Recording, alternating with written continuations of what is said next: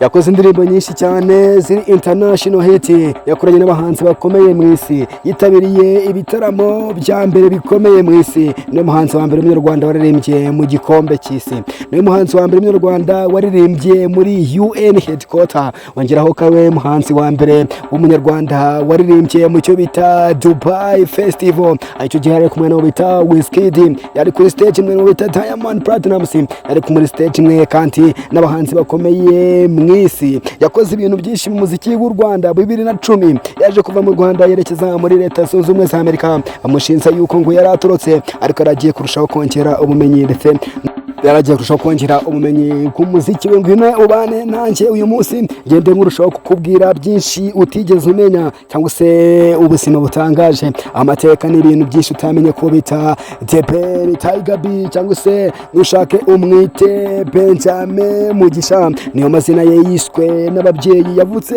ku itariki 9 z'ukwezi kwa mbere mu 1987. Ubu tuvugana afite imyaka 39. Aza kubavukira hariya Kampala muri Uganda. Ni umunyarwanda ukora indirimbo za R&B, akaza kuba akora n'icyo bita Afro music, akaba ari umwanditsi w'indirimbo.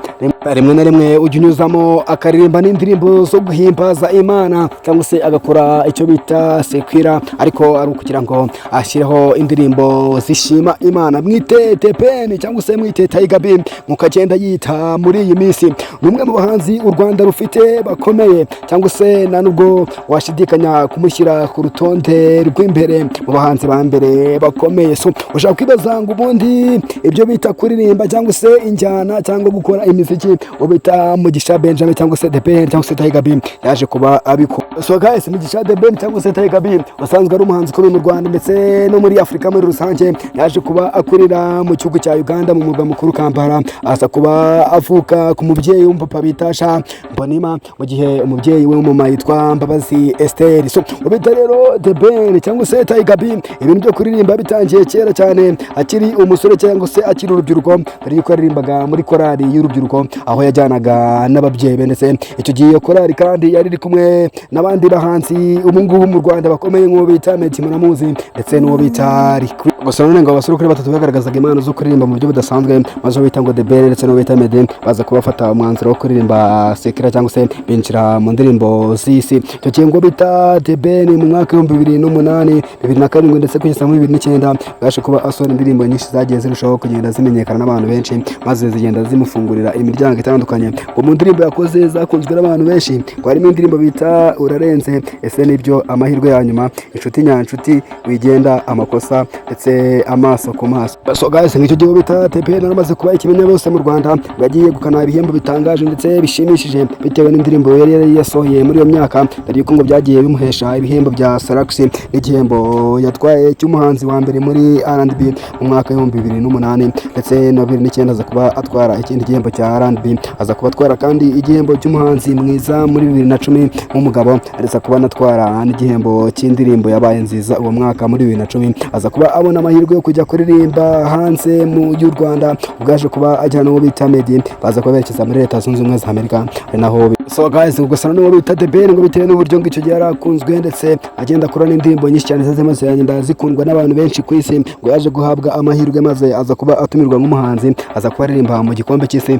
cyarimo kirabera muri Afurika y'Epfo. Icyo gihe ari nabwo bita Deben yaje kuhava yerekeza muri Leta Zunze Ubumwe za Amerika. Gusa ngo nubwo akigera muri Leta Zunze Ubumwe za Amerika bitari bimworoheye, ariko agiye akora indirimbo nyinshi ndetse zakunzwe n'abantu benshi, maze birushaho kugenda bamukunda. Icyo gihe ngo bita Deben yaje guhera ku ndirimbo bita I'm in Love, cyangwa se ugenekereje mu Kinyarwanda indirimbo avuga ngo ndi mu rukundo. Aza kuba akora bita I Can See, aza kuba akora Habibu, aza kuba akora Fine Again, aza kuba akora Naremeye, aza kuba akora Ndaje, aza kuba akora Vazi ya 2019, Soko ya 2019, Ufite ku mutima ya 2020, Ni Forever, ndetse kugeza ku ndirimbo nyinshi yaje kuba akora, harimo n'indirimbo bita Why yaje kuba kugenda bimenyekanisha, yaje kuba akorana n'umuhanzi ukomeye mu gihugu cya Tanzania ariwe bita Diamond Platnumz. Guys, byose bita Deben byamugeze umuhanzi w'icyamamare mu gihe umuhanzi ukomeye mu Rwanda ndetse no mu isi muri rusange, biza gutuma aba umuhanzi wa mbere w'umunyarwanda waje kuba akora amateka yo kusuza bita PK Arena, akaba ari inzu isanzwe ikorerwamo imyidagaduro imyidagaduro yakira n'abahanzi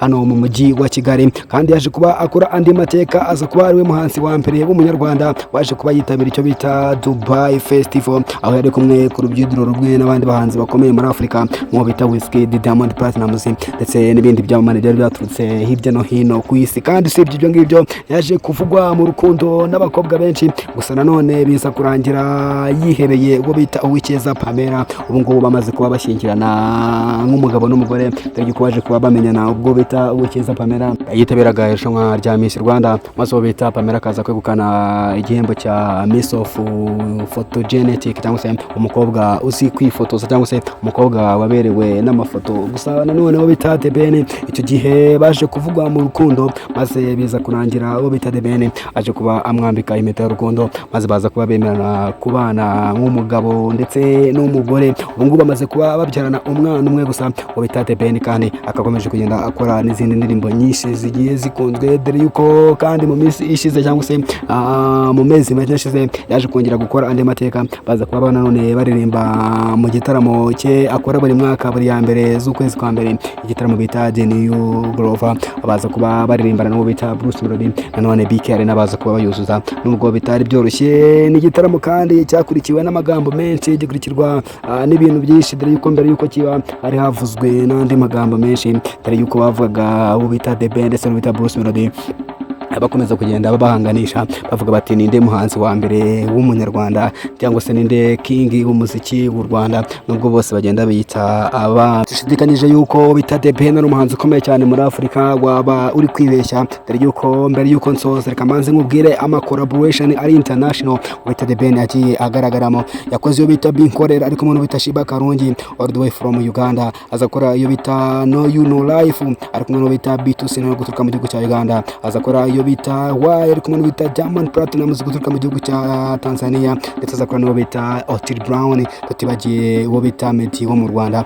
Wavuga amateka n'ibigwi bya The Ben yabivuga ngo birangize, ariko nanone reka ngushimire wakoze subscribe, nimba nawe utarayikora yikore kugira ngo ujye ubashe kubana nanjye, ukore comment, ukore na share. I love you my people. Ibi biganiro n'andi wabisanga wese ujye kuri One Step Show.